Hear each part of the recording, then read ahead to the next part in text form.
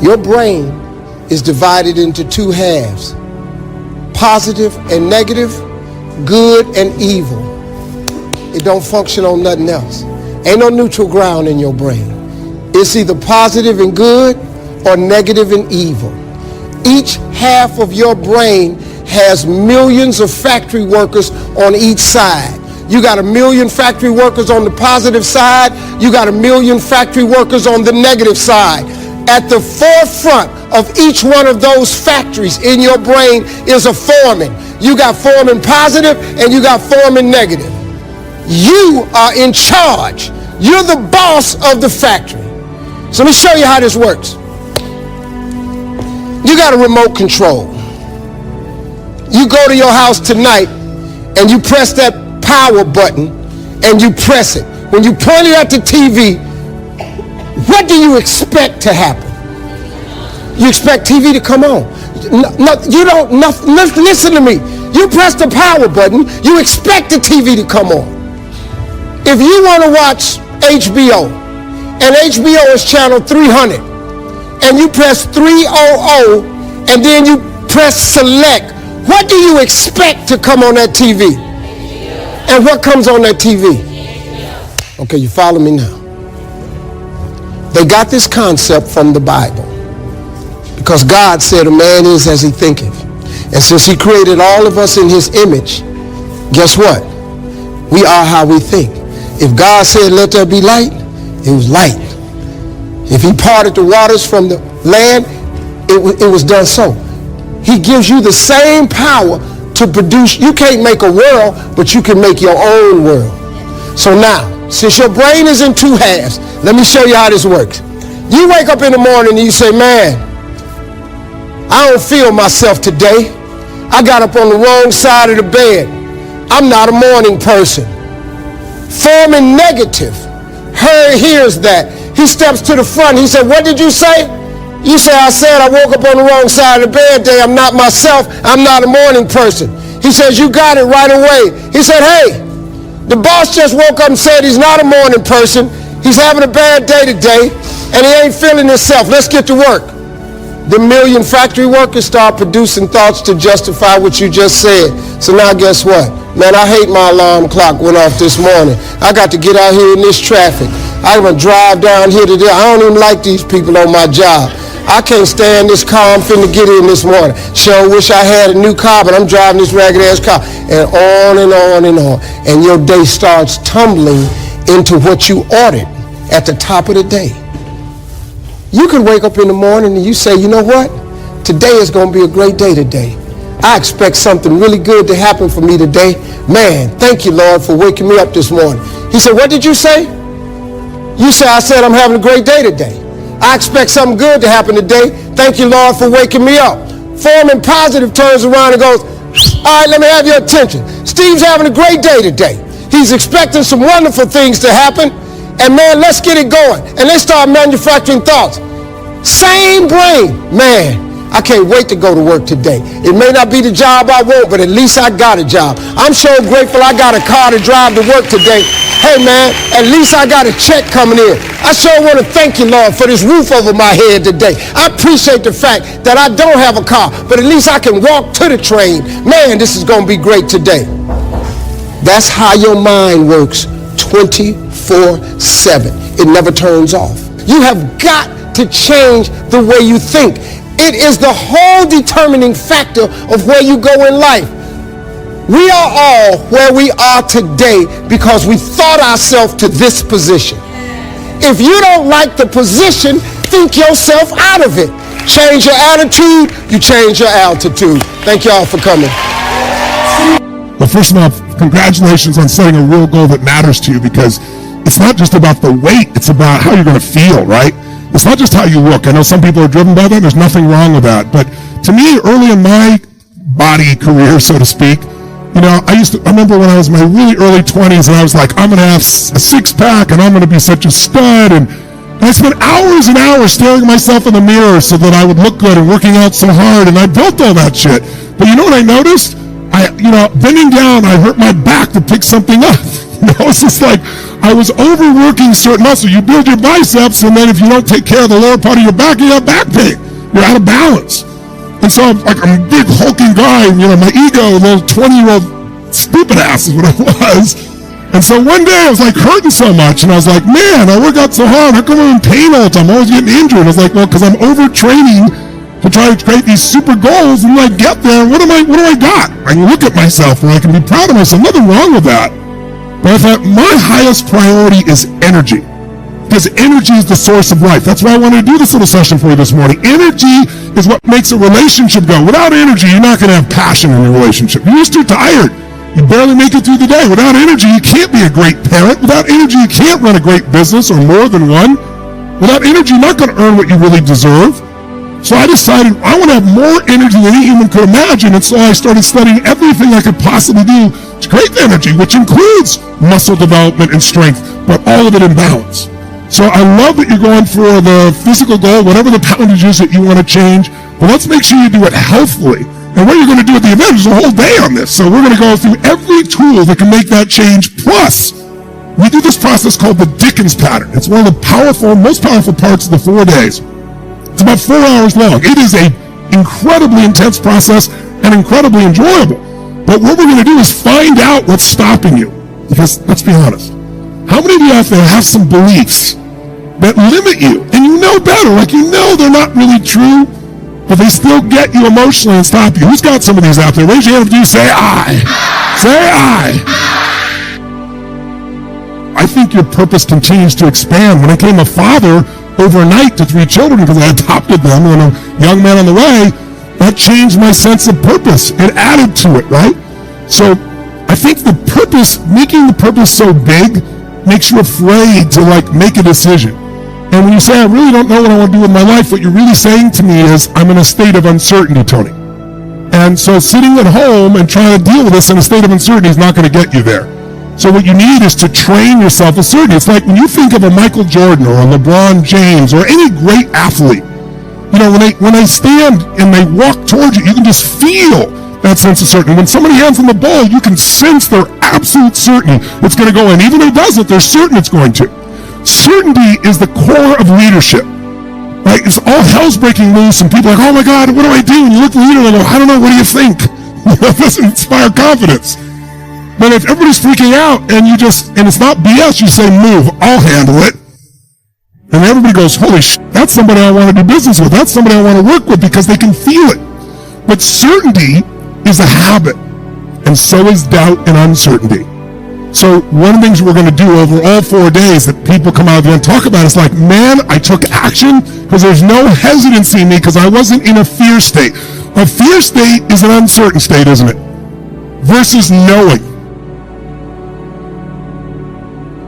See, the thing we got to realize is we got to control our physiology. So throughout this day, as last time, I want you to remember to live at level 10. You remember what that means? Living at level 10 means what you got to do is ask yourself on a scale from 0 to 10, where's my level of energy? 0 is dead, 10 is unstoppable. Which level is going to allow you to get more out of this weekend? Which one? 10, without a doubt. If nothing else happens from you coming to these fortune programs, but every time you get here, you demand from yourself for 4 days to live at level 10. You think you might develop a little stronger emotional muscle, yes or no? And pretty soon what used to be hard to do, like demanding 10, is the way you live. It's easy. It's like you can live that way easy, no problem. And now you go home and you live at that level. Does that impact your patients, yes or no? Does that impact each other in the office, yes or no? Does it impact your home life? Does that impact those ecstasy ideas we had about the relationship at home? Yes. See, if you're level 10 every time with your personal relationship, would that enhance it, yes or no? So how do you determine whether you're at 10 or not? You decide to go there, and the way you decide to go there is you got to ask yourself on a regular basis, where am I? See, I found the more you measure something, the better it gets. If you don't measure it, you're not going to do well. If you set a goal on New Year's Eve, and then you check next New Year's, you're in trouble. Because you got one correction. And at the end of the year, it's too late. Once a month, you got a better chance. Once a week, you can really have it. Once a day, you won't have a bad year, you won't have a bad month, the worst you have is a bad day. The more we measure, the better we get. So what we've got to do is ask ourselves, where are we on a scale from 0 to 10? Where are you right now on a scale from 0 to 10? Sit right now like you would if you're at level 10. So in the experience of looking to make those changes, and looking at how to change. Same thing in relationships, couples that are gone. The films that I wanted to make with Chloe said, let's not make films with couples that have troubles. Let's make couples that look like they've gone beyond the edge. By anybody's estimate, there's no way to turn it around. Because by that extreme, when someone watches the film, they look at their own life and they go, oh my God, these people can do it, and they did it here, I could do it too. That's the contrast we want. But the basis of all that I do comes down to knowing that the difference in your life, your relationship, your physical life, your emotional life, any aspect of your life comes down to this sense of psychological strength or emotional fitness. And what I mean by that is this. Let's go straight to relationship for a second. What is relationship really about? Intimate relationship. Well, other than a friendship, the only difference between a friendship and an intimate relationship should be intimacy, which is why we call it love and passion. So just hanging out together for the sake of the kids is not something we're talking about here. Now, if you're going to have that incredible relationship, it's all based on emotion. It isn't based on logic. When you fall in love with somebody, you don't make a checklist and go, I like this, hate that, this is good, hate that, this is good, don't like that. How do you fall in love? What do? You focus on every little thing you could possibly like or love about this person, and you fully associate to it every way, and you tell all your friends until you make them sick, right? And you're talking about him, you're thinking about this person, I love when she does this, I love when he does that, that's an amazing, and you're talking about him, you're thinking about him, and you put whole bottles of cologne on, and in the middle of the night, you take extra showers, in the middle of the night, you're thinking about him, you call him up, it's 2 o'clock in the morning, and you go, I was just thinking about you, sorry to call so late, but were you thinking about me? And they say yes, and you're like, Who's been there? Raise your hand and say I. Yes. Now, if you're not raising your hand, we really have problems for you at this stage, right? So what's interesting is that experience, how long does it last? That was really a long, quiet answer to that one. Can it last forever? Yes or no? Yes or no? Notice I got people that work with people in their relationship saying, no, that's not encouraging. Yes, because many people in this field think, oh no, that's a phase in the relationship. That phase, where everything is just la la la, beautiful, and having that expectation is, that's what's wrong with people. They need to lower their expectation and get realistic about marriage. That is not what it's about. I want to tell you something. I've spent the last 20 years of my life interviewing people that are having amazing relationships, who've been together 20, 30, and 40 years, and they don't just hang out, they love each other, and they're passionate for each other. Passionate. I interviewed a couple who came to one of my seminars. It wasn't a relationship seminar. And they're at a program I called Date with Destiny that I do. It's a 6-day program. And for 5 days in a row, this couple sat in the front row. He was 92 years old. She is 89. And they were playing so full out. I mean, so full out. Because my seminars are not about just sitting and listening. We do stuff. But during any break or sense of a break, they were touching each other, holding each other, and it was getting out of control. It was like, get a room. And so, it was really tough, and they kept being in the front row. I was a little distracted here, So finally I stopped everything I was doing, and I said, I want to interview you two. Come up here on stage. And I brought them on stage, got 2 chairs, and I said, I want to understand something. I said, you guys have been married how many years? 52 years. That's amazing. Now, clearly you love each other, but it appears you also love each other. And they said, oh yes. And I said, you guys seem to have a lot of passion for each other. And they both said, oh yes, of course. I said, what's the secret to your 52 years? And the lady said, well, you can't just love, gotta touch. And everybody cracked up, And I said, well, so you still at this age have great physical passion? They said, of course. And he said, oh my God, I live for it. He's 92, right? And I said, well, what's the secret to your physical passion? And she said, well, we try anything once, and if we like it, we do it again. I thought, okay, that's good. So, if you think about a relationship, other than the maintenance of some responsibility, people today in our society won't do things just for responsibility. They've been taught to focus on themselves, unfortunately. And while we all have to have a sense of responsibility, what's even greater, it's like discipline. Discipline never works long term. Never. What works is when you become addicted to something positively new. You trade one addiction for another. When you shift from having to doing something to wanting to do something. So our focus is how to make that happen. And I think that it's a mistake to underestimate the importance of that, because I don't think that you can live a life of sufficient profundity to protect yourself from being corrupted by suffering and malevolence without adopting a responsibility that's commensurate with that set of ideas. I think that you either orient yourself upward, to the star above the horizon, and try desperately to improve the structure of being, or you work at counter purposes to it and make things worse.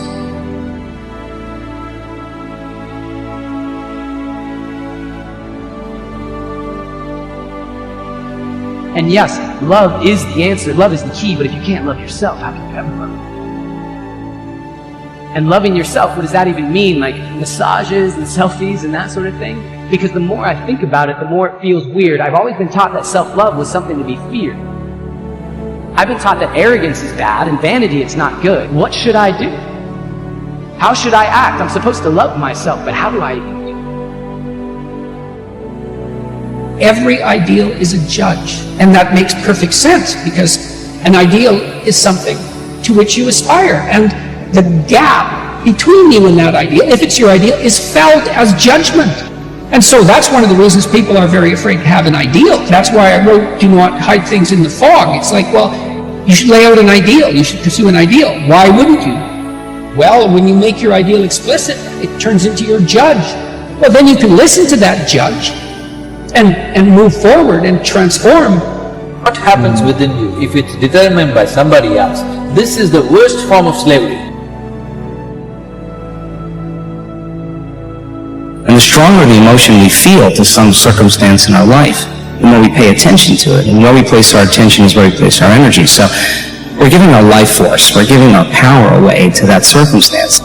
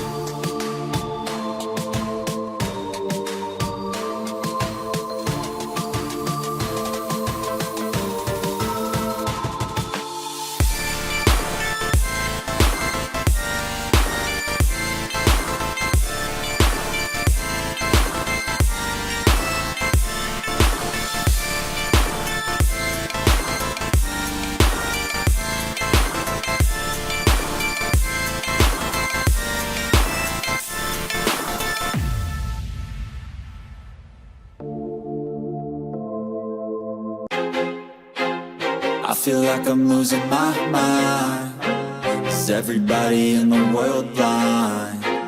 Please, Lord, give me a sign, a sign.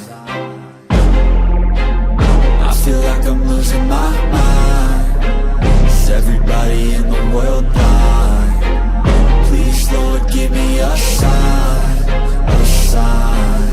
I wanna be the greatest. Everybody on the fake shit. I look around and feel like everybody is the fakest. I make this every day and I'm impatient, hoping one day I blow up from the basement. Statement, the top is so vacant. I don't hear shit that I think is amazing. Waiting for my day when I'm playing sold out shows for 1,000 faces. Hey, give me that crown, get in my way and to be put down. It ain't your place, all this my town. If I want that shit, then I'll get it right now.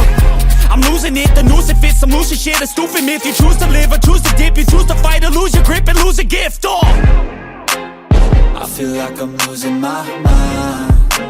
Is everybody in the world blind?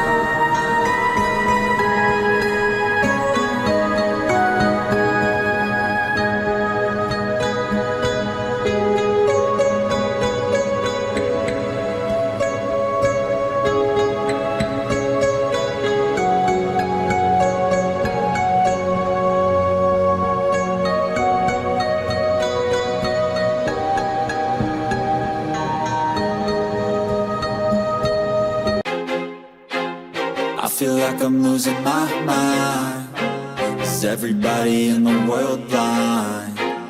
Please, Lord, give me a sign, a sign. I feel like I'm losing my mind. Is everybody in the world blind? Please, Lord, give me a sign, a sign. I wanna be the greatest. Everybody on the fake shit. I look around and feel like everybody is the fakest. I make this every day and I'm impatient, hoping one day I blow up from the basement. Statement, the top is so vacant. I don't hear shit that I think is amazing. Waiting for my day when I'm playing sold out shows for 1,000 faces. Hey, give me that crown, get in my way and to be put down. It ain't your place, all this my town. If I want that shit, then I'll get it right now. I'm losing it, the noose it fits. I'm losing shit, a stupid myth. You choose to live or choose to dip. You choose to fight or lose your grip and lose a gift. I feel like I'm losing my mind. Is everybody in the world blind? Please, Lord, give me a sign, a sign. I feel like I'm losing my mind. Is everybody in the world blind? Please, Lord, give me a sign, a sign. Yeah. There's no mercy in this world, just hunger-thirsty persons in different versions. Each new update, that shit worsens. Why?